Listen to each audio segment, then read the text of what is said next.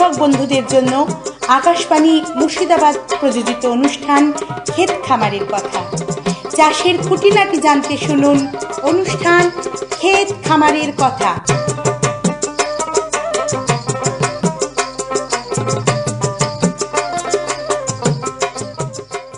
শ্রোতা বন্ধুদের অনেক অনেক প্রীতি ও শুভেচ্ছা জানিয়ে শুরু করছে ক্ষেত খামারের কথা অনুষ্ঠান।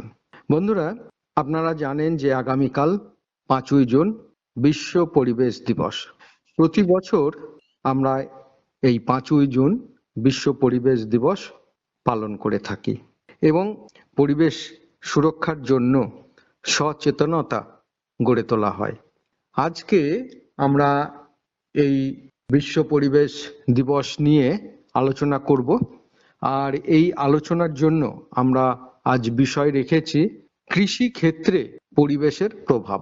এই বিষয়ে আলোচনার জন্য আমরা পেয়েছি বরিষ্ঠ কৃষি বিশেষজ্ঞ এবং পরিবেশবিদ পার্থ ভট্টাচার্যকে। পার্থবাবু, আপনাকে আকাশবাণী মুর্শিদাবাদের পক্ষ থেকে নমস্কার। নমস্কার। নমস্কার। যে কথা বলছিলাম যে আগামীকাল 5ই জুন আমাদের বিশ্ব পরিবেশ দিবস, সেই হিসাবে আজকে আমরা এই পরিবেশ দিবস নিয়ে একটু আলোচনা করে নিই। তো প্রথমে একটু আপনার কাছ থেকে জেনে নেব, পরিবেশ বলতে আমরা ঠিক কি বুঝি? কৃষ্ণবাবু, বিশ্ব পরিবেশ দিবস উপলক্ষে সমস্ত আকাশবাণীর শ্রোতা বন্ধুদের সবুজ শুভেচ্ছা জানিয়ে আজকে এই প্রোগ্রাম শুরু করি।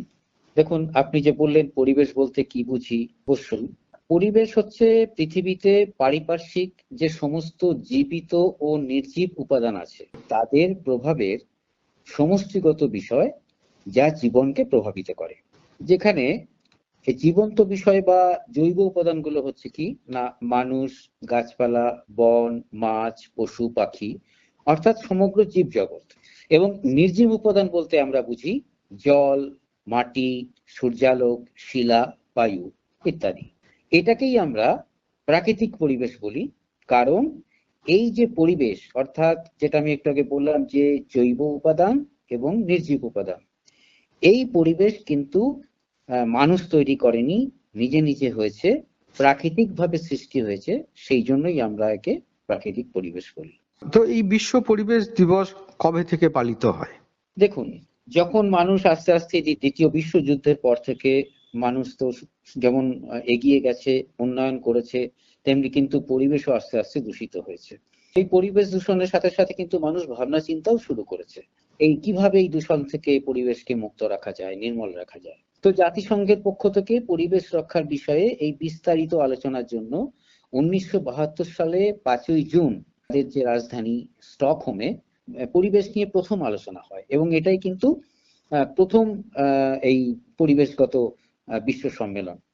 তারপরে সেই আলোচনার সিদ্ধান্ত অনুযায়ী জাতিসংঘ 1974 সালে জেনেভায় একটা বিশ্ব পরিবেশ সম্মেলনের আয়োজন করে এবং তার প্রথম দিনটা ছিল 5ই জুন।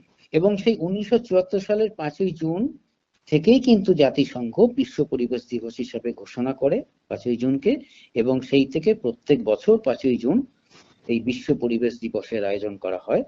আর এবছর হচ্ছে তার 52তম বার্ষিকী। তো এই বিশ্ব পরিবেশ দিবস কেন আমরা পালন করব?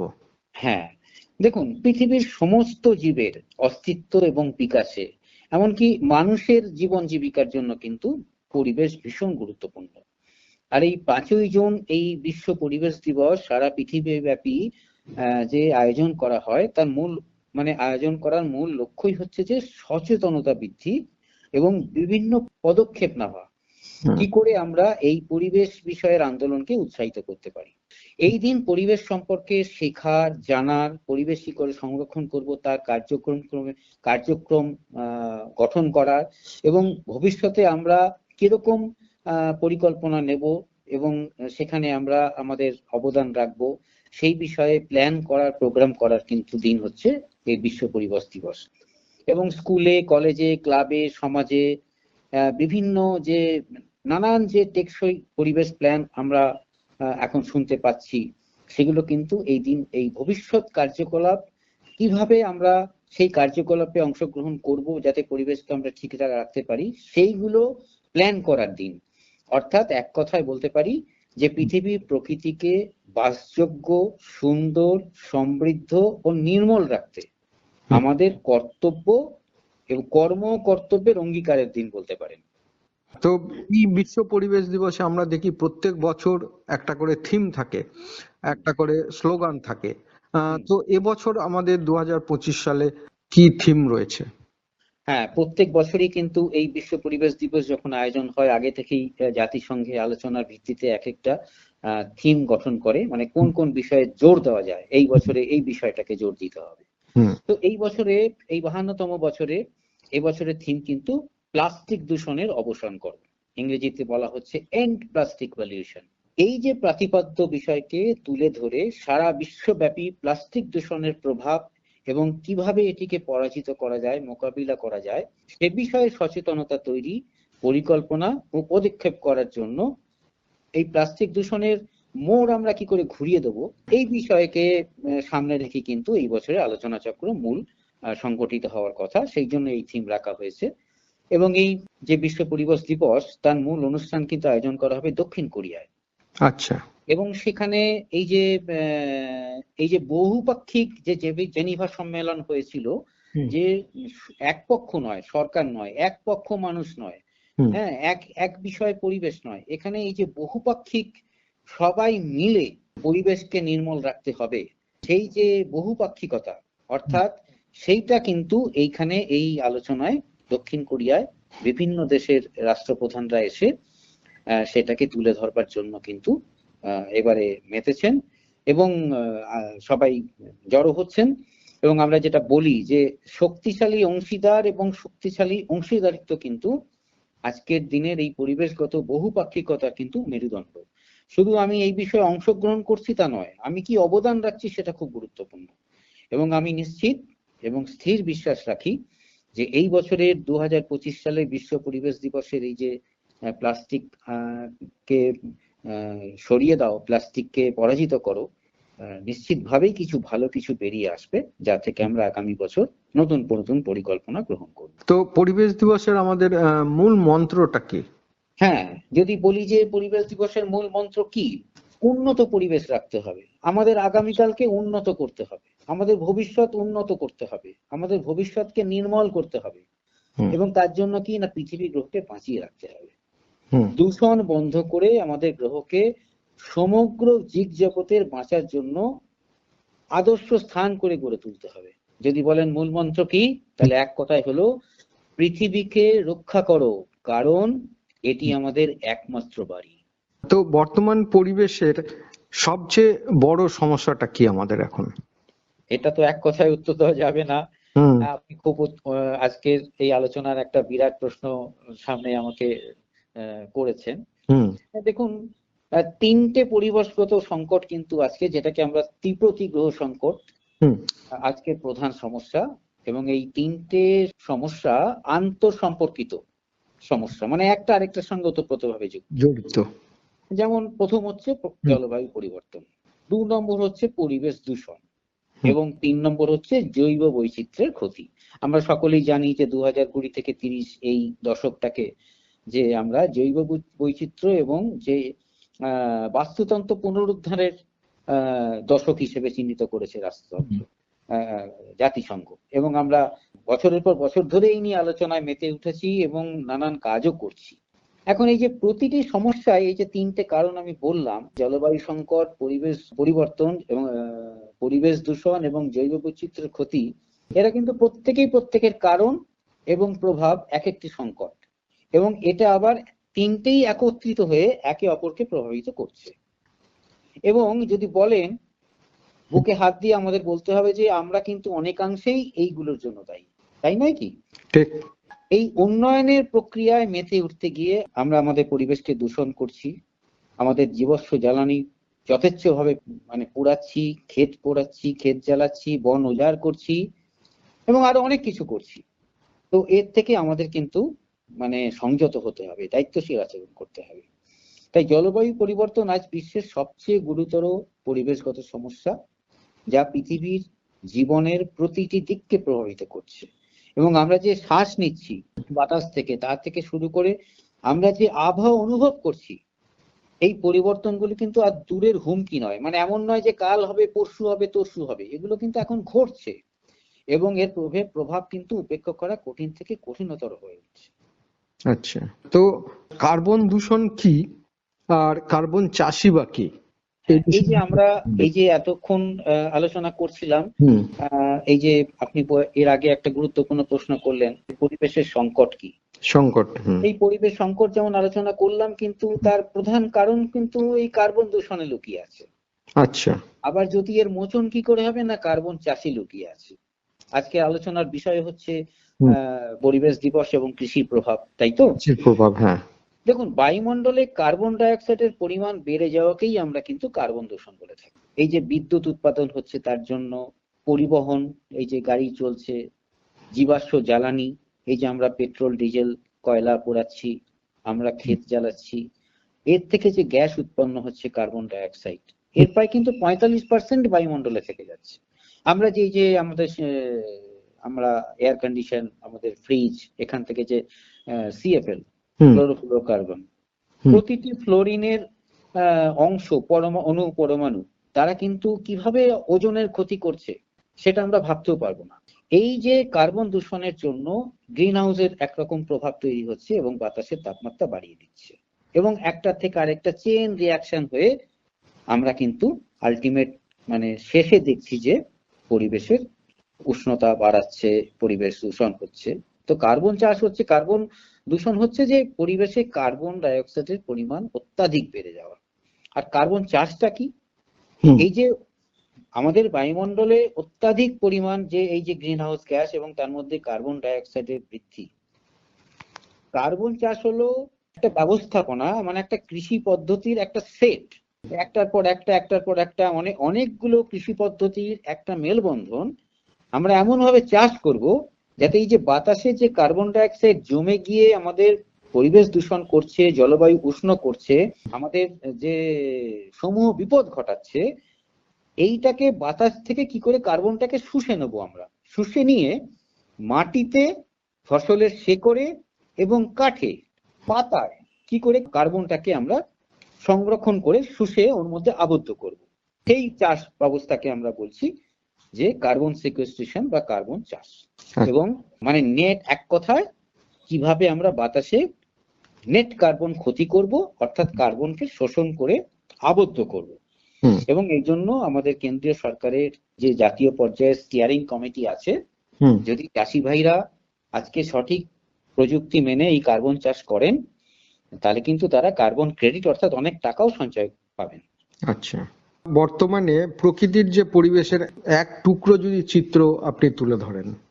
প্রকৃতি, আপনি নিশ্চয়ই পরিবেশ দূষণের কথা বলছেন, যে আমাদের প্রকৃতির যে অবস্থা সেইটার একটা চিত্র। তো দেখুন, আজকে মাছ বলুন, পরাগায়নকারী যারা পরাগ মিলন করে, যার ফলে কৃষিতে আমরা যে উন্নত ফলন পাই, তাদের প্রায় 26%। গবাদি পশুর প্রচুর প্রজাতি আজকে হারিয়ে গেছে, মাছ হারিয়ে গেছে। আমাদের যে সব থেকে বড় আমাজনের যে জঙ্গল, তার প্রায় 1/3 শেষ হয়ে গেছে। আপনি নিশ্চয়ই আপনারা লক্ষ্য করেছেন বন্ধুরা, শ্রোতা বন্ধুরা, যে গত বছরে মে মাসে এমন গরম পড়েছিল যে প্রায় 375 বর্গ কিলোমিটারের অ্যান্টার্কটিকার মূল বরফখণ্ড বিচ্ছিন্ন হয়ে গেছিল, এবং এবছরও অব্যাহত এই গরম। এবং আমরা দেখলাম আমাদের দেশেও, দেখুন, আবহাওয়া সম্পর্কিত চরম ঘটনাগুলো, ধরুন তাপ তরঙ্গ, হিট ওয়েভ, জমাট মেঘ ভেঙে ভারী বর্ষণ হচ্ছে, একদিন দুদিনেই বন্যা হয়ে যাচ্ছে, শহর ভেসে যাচ্ছে, পাহাড় ভেসে যাচ্ছে, টর্নেডো, ভয়ঙ্কর ঘূর্ণিঝড় হচ্ছে, গ্রীষ্মমন্ডলীয় ঘূর্ণিঝড় হচ্ছে। এবং আমরা বন নিধনের ফলে দেখছি যে কি না, যেগুলো মানে প্রাকৃতিক বন, সেই বন নিধন আমরা করছি যথেচ্ছ চাষের নামে বা অন্য উন্নয়নের নামে। দেখুন, চিতাবাঘের মতো প্রাণীরা বেরিয়ে আসছে খাদ্যের অভাবের জন্য, হাতি চলে আসছে খেতে। এগুলো কিন্তু মানে প্রকৃতির প্রভাব। আজকে আমাদের দেশের 17টা রাজ্যে চাষে যে ভূগর্ভস্থ জল, সেই জলাধার কিন্তু নেমে যাচ্ছে। আমরা যে সমস্ত পঞ্চবার্ষিকী পরিকল্পনায় যে সমস্ত জলাধার তৈরি করেছি, বড় বড় জলাধার, তাতে যে জল সঞ্চয় ক্ষমতা 20% নেমে গিয়েছে।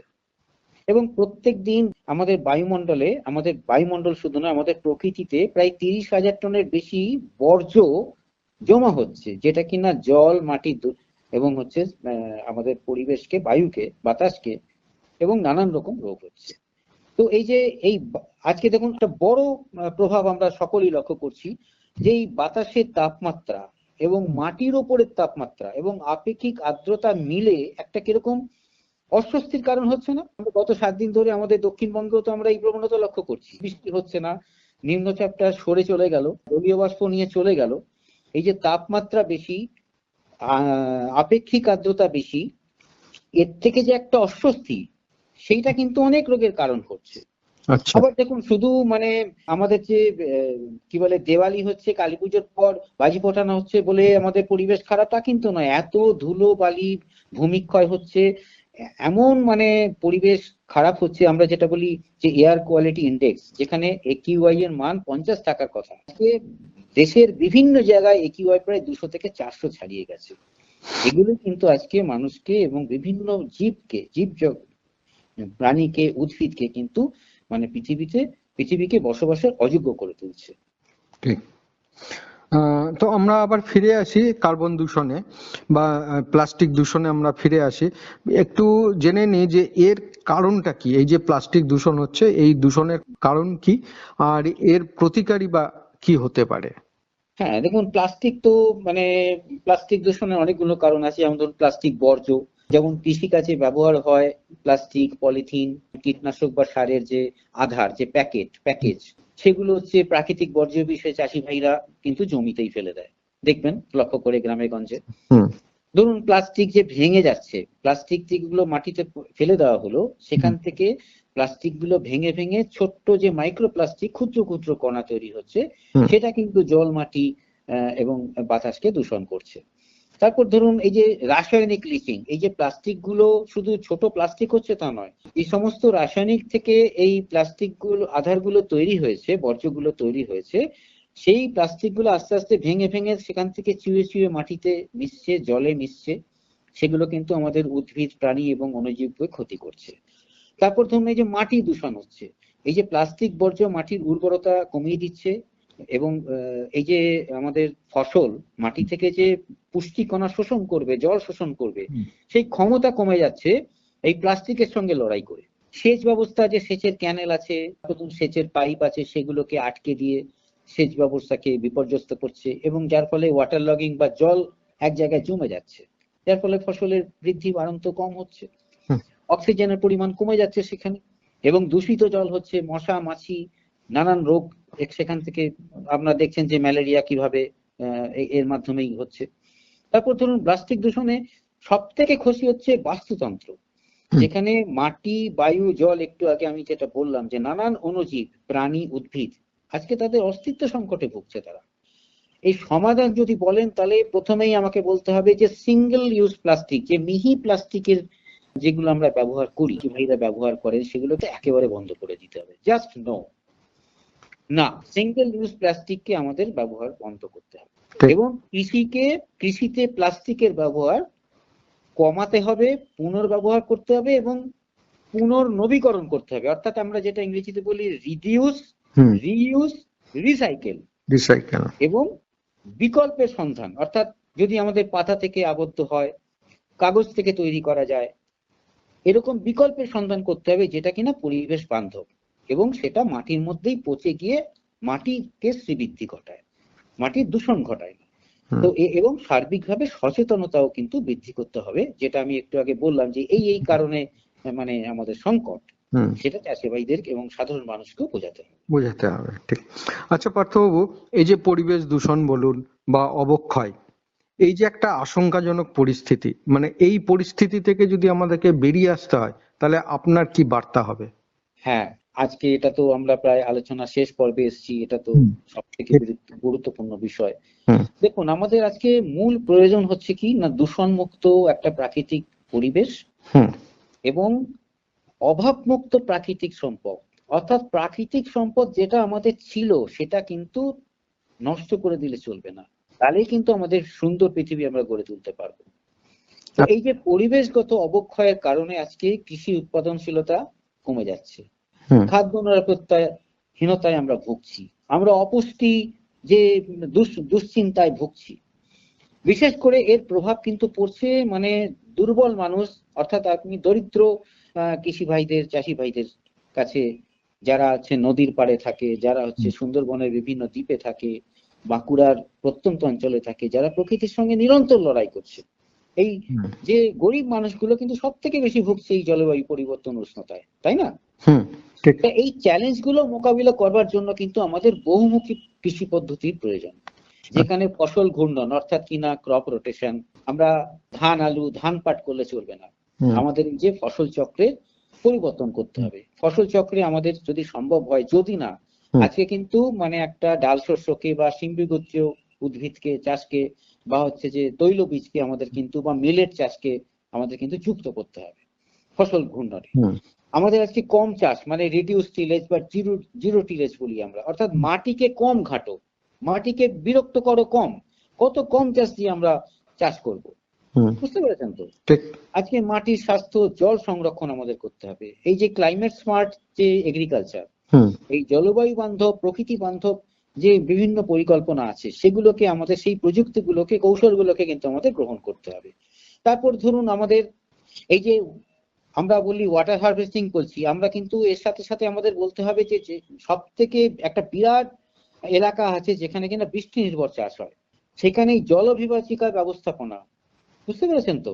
যে এই যে water harvesting management, Purulia, Birbhum, আমাদের রাজ্যের কথা যদি আমরা বলি, এগুলোকে কিন্তু আমাদের নজর দিতে হবে, যথেচ্ছ গাছ লাগাতে হবে, এবং যে ধুয়ে যাওয়া জল সেটা যেন সমুদ্রে নদীতে না চলে যায়, সেটাকে আমাদের মাটির মধ্যে সংরক্ষণ করতে হবে।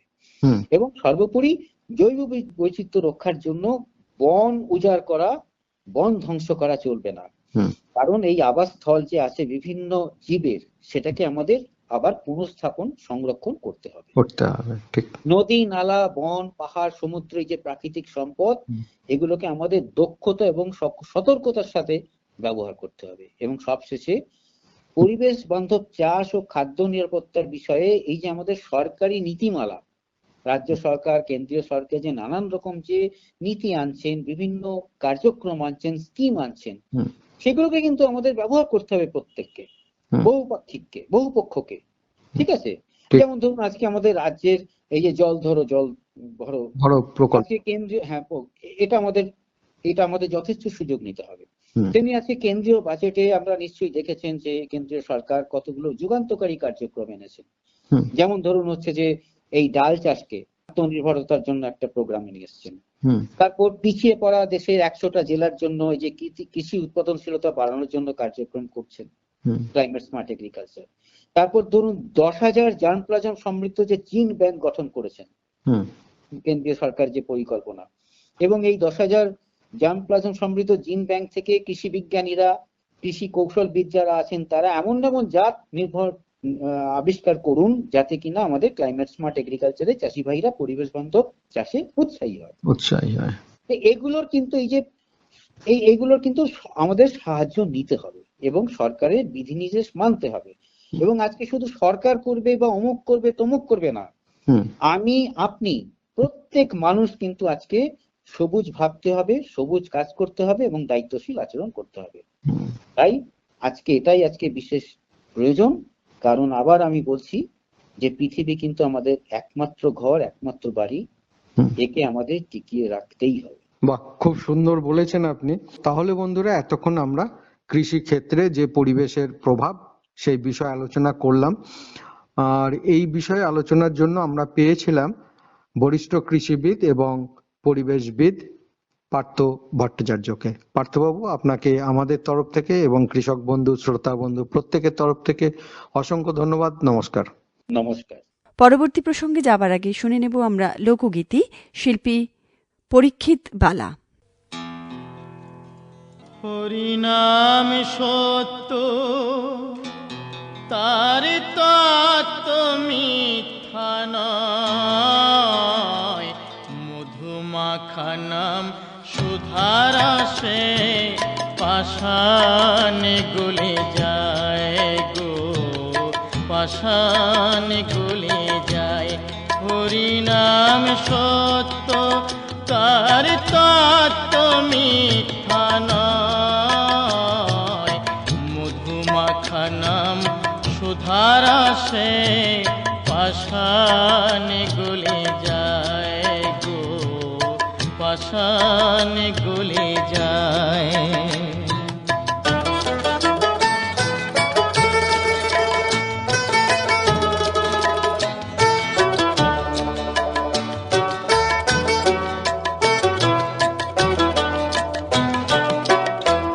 মহর্ষি চবন পুত্র দস্যুরত্নাকর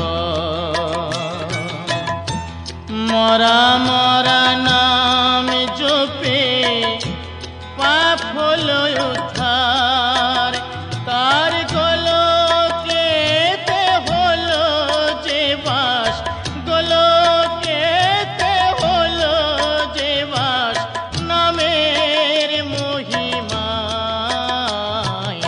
মধুমাখনম সুধারসে পাষাণ গলে যায় গো, পাষাণ গলে যায়।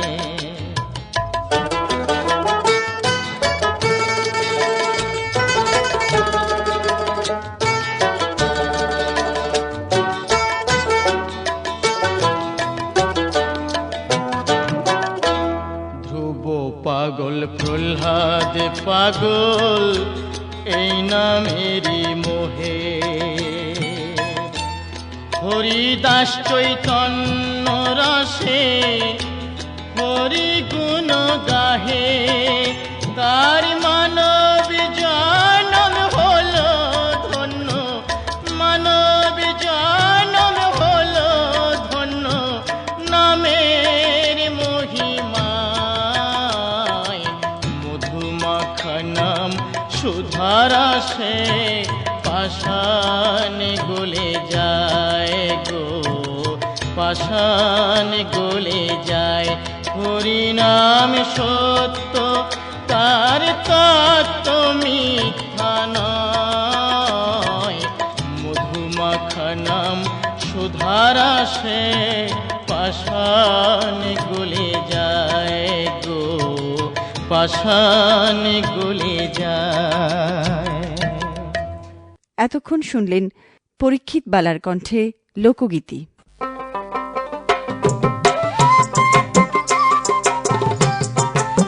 এতক্ষণ শুনলেন আকাশবাণী মুর্শিদাবাদ প্রযোজিত অনুষ্ঠান ক্ষেত খামারের কথা।